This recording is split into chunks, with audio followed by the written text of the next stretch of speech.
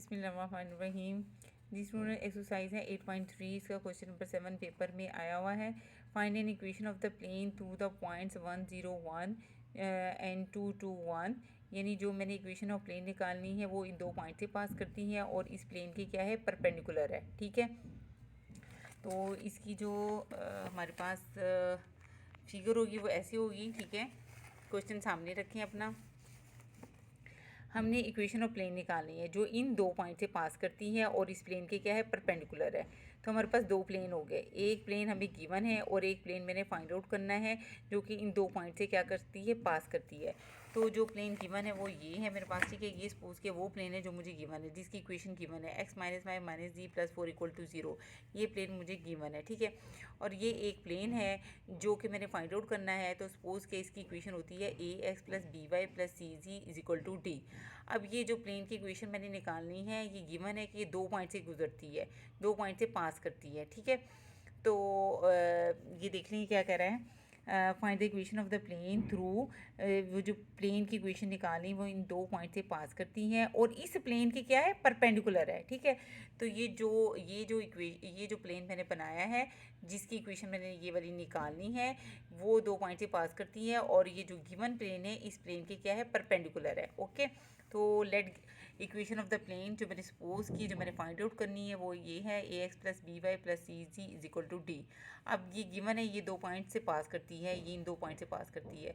अगर ये दो पॉइंट से पास करती है, लाजमी ये दोनों पॉइंट किसको सेटिस्फाई करेंगे।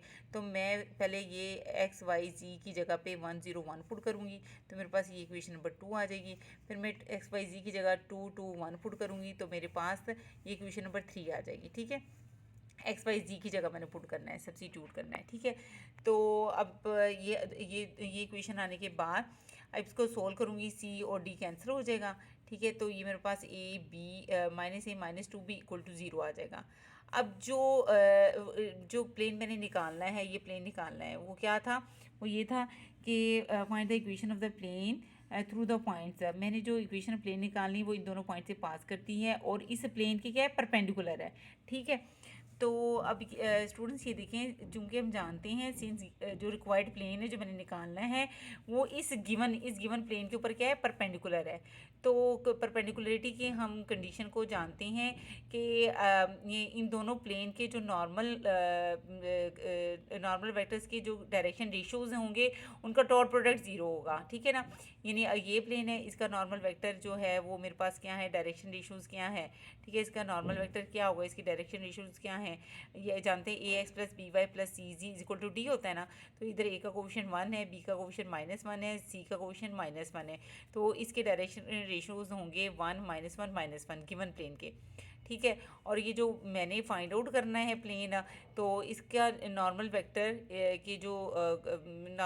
के जो डायरेक्शन रेशियोज होंगे वो क्या होंगे, a, b और c होंगे। ठीक है, तो चूंकि ये जो प्लेन मैंने निकालना है गिवन प्लेन के परपेंडिकुलर है, तो इन दोनों के नॉर्मल वेक्टर के डायरेक्शन रेशियोज का डॉट प्रोडक्ट क्या होगा, 0 होगा। ठीक है, ये नॉर्मल वेक्टर, ये गिवन प्लेन है, इसके डायरेक्शन, इस नॉर्मल वेक्टर के जो गिवन प्लेन है इसके डायरेक्शन रेशियोज क्या है, ये ax + by + cz, इधर से कंपेयर करके a b c की ये वैल्यू लिखी है।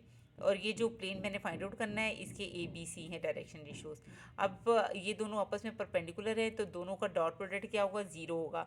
क्योंकि परपेंडिकुलरिटी की कंडीशन हमने पढ़ी हुई है, तो दोनों के डायरेक्शन रेशियोज, अगर दो प्लेन परपेंडिकुलर हैं तो उनके नॉर्मल वेक्टर के डायरेक्शन रेशियोज का डॉट प्रोडक्ट क्या होता है, 0 होता है। यानी a1 a2 यानी इसको इस प्लेन को a1 a2 a1 b1 c1 होगा, इसका a2 b2 c होंगे, तो दोनों का डॉट प्रोडक्ट क्या होगा, 0 होगा। ठीक है, ये परपेंडिकुलरिटी की कंडीशन है। तो अब लगा दें इसके ऊपर, इसका क्या है, यानी a.1 b.-1 c.1 -1 है, ये -1। ठीक है, = 0 आ जाएगी, दोनों के डॉट प्रोडक्ट 0 ले, ये आ गया a - b - c = 0। एक इक्वेशन 4 आ गई, इक्वेशन 5 आई, इन दोनों को आपस में सोल्व कर दे, जैसे दो इक्वेशन को सोल्व करते हैं ए बी सी की वैल्यू निकालने के लिए। मुझे ये आसान लगता है, मैंने इस तरह यूज़ कर दिया। इसका इस तरह करती हूँ, a b c लिख देती हूँ।